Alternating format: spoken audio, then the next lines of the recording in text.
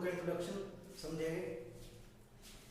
Chapter जो first है उसके अंदर पहली एक्सरसाइज जो है वो है हमारी संबंध रिलेशन के बारे में है, और जो सेकंड एक्सरसाइज है वो है फंक्शन के बारे में। तो मैं चैप्टर का नाम है रिलेशन एंड फंक्शन।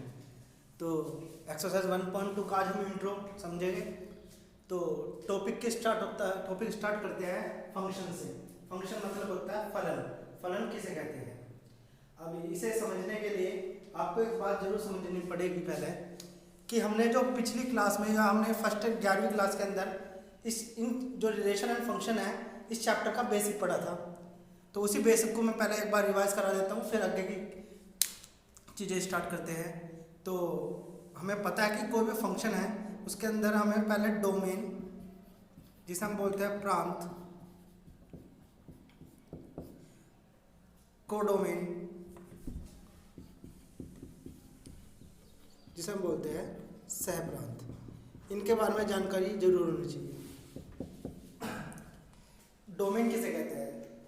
आपको पहले पता होगा कि डोमेन का मतलब होता है किसी भी फंक्शन में, कोई भी फंक्शन है अगर उसमें x की सभी वैल्यू को, यदि कोई फंक्शन f जो है वो x to y है, जो फंक्शन है वो x से y है, ठीक है।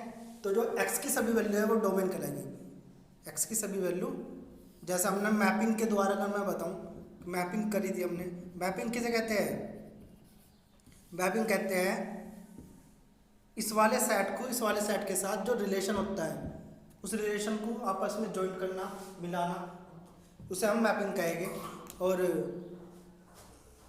मैपिंग के अंदर क्या होगा, जो x की सभी वैल्यू होगी, x के सभी मान होंगे वह सब डोमेन कहलाए जाएंगे। जैसे x के अंदर कुछ मान है 1 2 3 4, ये सब डोमेन हो गए।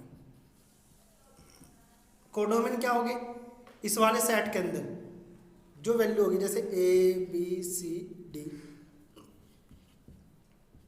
ये सभी कोडोमेन है। ये सब डोमेन है, ये सब कोडोमेन है। एक चीज और पढ़ी थी आपने, रेंज। रेंज किसे कहते हैं? तो आपको पता होगा, यदि कोई फंक्शन है, यदि हम 1 को a से मिला देते हैं, 2 को b से,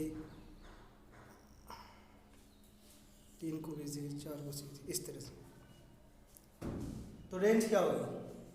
कोडोमेन के अंदर वे वैल्यू जो डोमेन के साथ जॉइंट होती है, या कोडोमेन की वे वैल्यू जो डोमेन की प्री इमेज है, वे सब रेंज के अंदर आते हैं। मतलब रेंज कौन कौन सी होगी? a b और c, इसे बोलते हैं हम रेंज। 3 टर्म्स के बारे में आपको बताया है, जिसे आपको पहले भी पता होगा, फिर भी मैं रिवीजन बता रहा हूँ कि डोमेन किसे कहते हैं? x के सभी मानों को डोमेन बोलेंगे। कोडोमेन जो y के सभी मान है इन्हें कोडोमेन बोलते हैं। रेंज किसे कहते हैं? डोमेन की वे अवयव, वे वैल्यू जो कोडोमेन से कनेक्ट रहती है। कोडोमेन के अंदर जो वैल्यू इससे जुड़ी होगी उन्हें हम बोलेंगे रेंज। कोडोमेन के अंदर रेंज हमेशा कोडोमेन में देखी जाएगी आपकी। तो जो नहीं है जुड़ी हुई वो कोडोमेन के अंदर आएगी, लेकिन रेंज के अंदर नहीं आएगी। ये चीज़ आपको पहले से पता होगा। अब हम इससे आगे की बात करेंगे। इसे रफ कर देता हूं मैं। डोमेन किसे कहते हैं? x के मान को, y के मान को कोडोमेन कहते हैं। बस ये बेसिक चीज़ हमें पता होनी चाहिए। अब बात करेंगे हम फंक्शन। फंक्शन क्या है? फंक्शन एक प्रकार का प्रक्रिया है, एक प्रकार का प्रोसेस है, जिसमें हम डोमेन को कोडोमेन से मिलाते हैं, ठीक है। अब एक बात बताओ, जैसे आपने संबंध पढ़ा था, तो अगर मैं बोल लूँ कि फंक्शन एक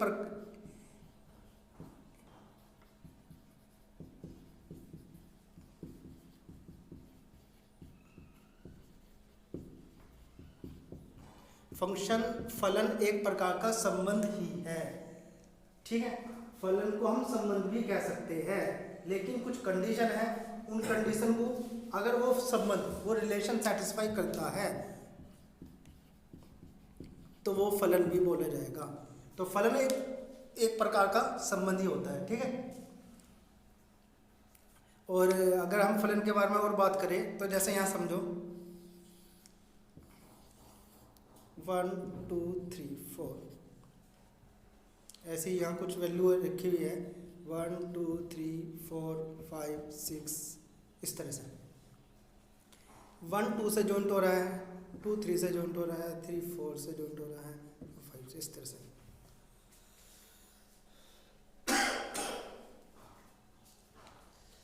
तो ये इस तरह से मिले हुए हैं आपस में।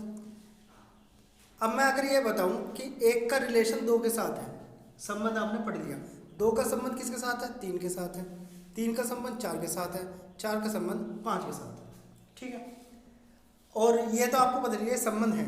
अगर मैं पूछूं कि कौन से नियम से एक का संबंध 2 के साथ किस लिए है, क्यों है, 2 3 के साथ ही जॉइंट क्यों है, 3 का 4 के साथ ही रिलेशन क्यों है, तो कहने का मतलब ये है किसी x को y से जोड़ने के लिए जिस नियम का पालन किया गया, जिस रूल का पालन किया गया है x को y से जोड़ने के लिए, वो फलन कहलाएगा, फंक्शन कहलाएगा। जैसे यहाँ समझो 1 को 2 से क्यों जोड़ा गया, तो आप इन दोनों में कोई ना कोई रिलेशन देख सकते हो कि 2 का 3 से क्यों जोड़ा गया, क्योंकि इसमें हमेशा एक चीज़ देख रहोगे x + 1 हो रहा है, मतलब जो फंक्शन है वो x में एक जुड़ का बना हुआ है, तो ये एक प्रकार का फंक्शन है, इसे हम फलन बोल लेंगे।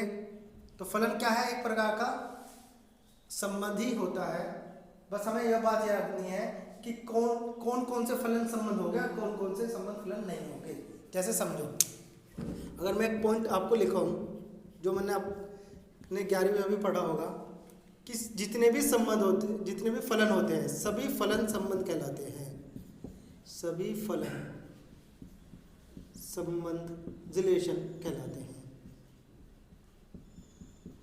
रिलेशन क्या होता है, रिलेशन 2 चीज़ों के बीच में काम करता है, 2 चीज़ों को मिलाने का काम करता है, 2 चीज़ों के बीच में जो आपस में संबंध होता है उसे हम रिलेशन बोलते हैं, ठीक है।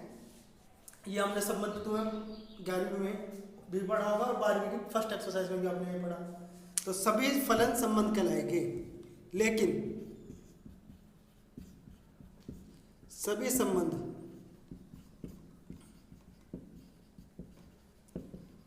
फलन नहीं होते।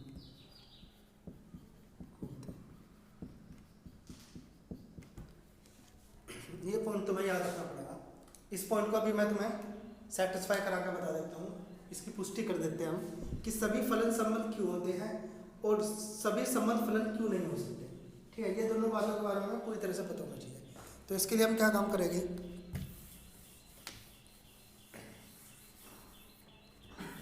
संबंध, अगर हमें कोई भी रिलेशन है वो रिलेशन फंक्शन है या नहीं, इस बात का पता लगाना है, तो हमें 2 कंडीशन को हमेशा याद रखना पड़ेगा। फर्स्ट कंडीशन क्या है,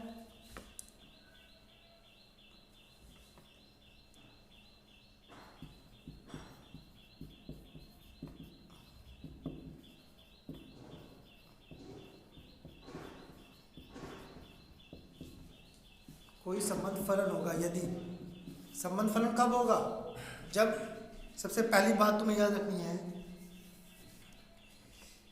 कोडोमेन के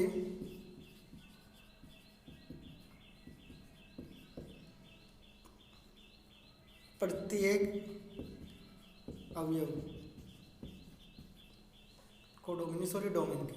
डोमेन के प्रत्येक अवयव का प्रतिबिंब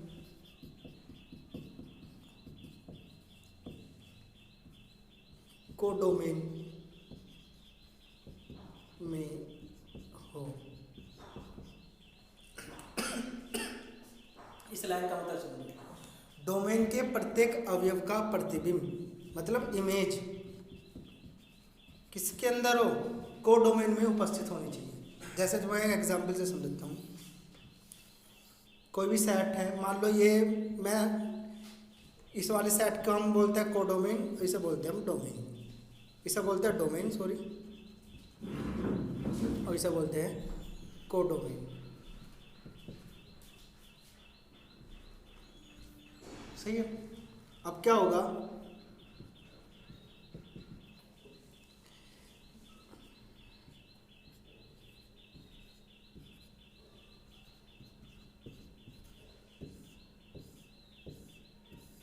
जैसे एक तरह का एग्जाम्पल आपके सामने रखा हमने, तो डोमेन के जितने भी अवयव हैं, 4 अवयव थे इसके अंदर, सबके सबकी होता है प्रतिबिंब, और हमेशा प्रतिबिंब कहाँ बनता है, कोडोमेन में बनता है। जैसे एक का प्रतिबिंब क्या है, ए, 2 का प्रतिबिंब बी, 3 का प्रतिबिंब सी और 4 का प्रतिबिंब डी। तो हमेशा इमेज इधर बनेगी। इमेज बनेगी किन की? एक्स के अवयवों की, मतलब डोमेन की। डोमेन के एलिमेंट्स है जो, उनकी इमेज को डोमेन के अंदर बनती है। सही है ना? तो रूल क्या कहता है कि फलन कब होगा?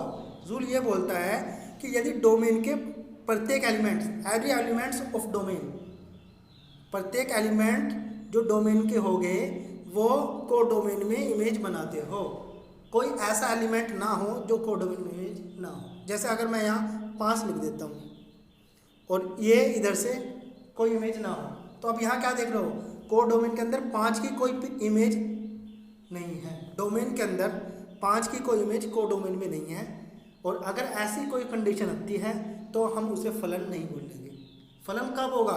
डोमेन के प्रत्येक अवयव का प्रतिबिंब को डोमेन में हो, फर्स्ट कंडीशन। तो ये तो आप समझ गए होंगे। दूसरी कंडीशन फलन की क्या है कि वो फलन कब होगा? दूसरी कंडीशन यह है कि डोमेन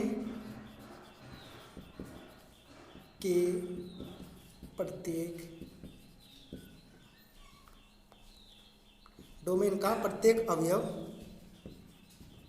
केवल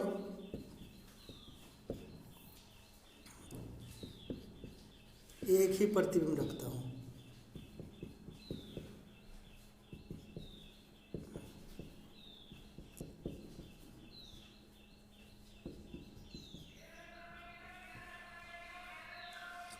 डोमेन का प्रत्येक अवयव केवल एक ही प्रतिबिंब रखता हूँ। इस बात को समझ लो, तुम्हें फंक्शन की बहुत सारी चीज़ें क्लियर हो जाएगी। क्या?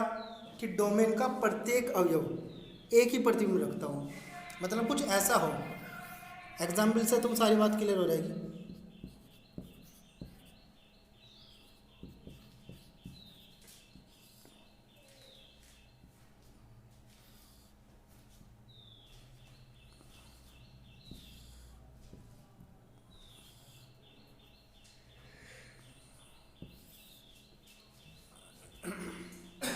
ये वाला एग्जाम्पल मैंने तुम्हारे सामने दिया।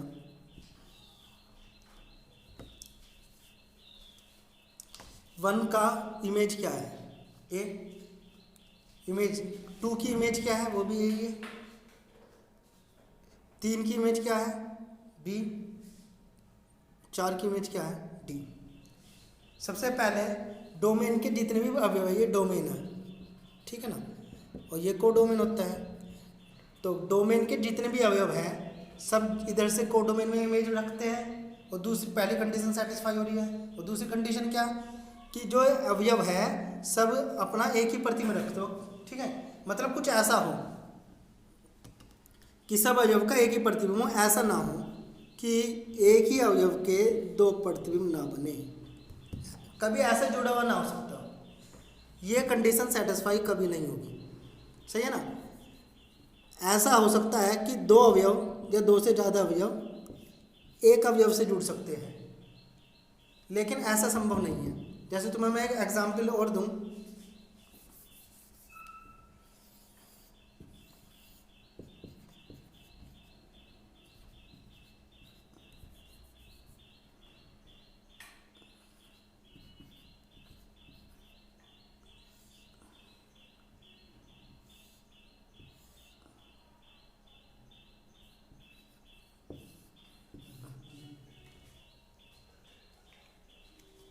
अब इसमें हम क्या देख रहे हैं? 2 जो है वो कितने प्रतिबिंब रख रहा है? 2।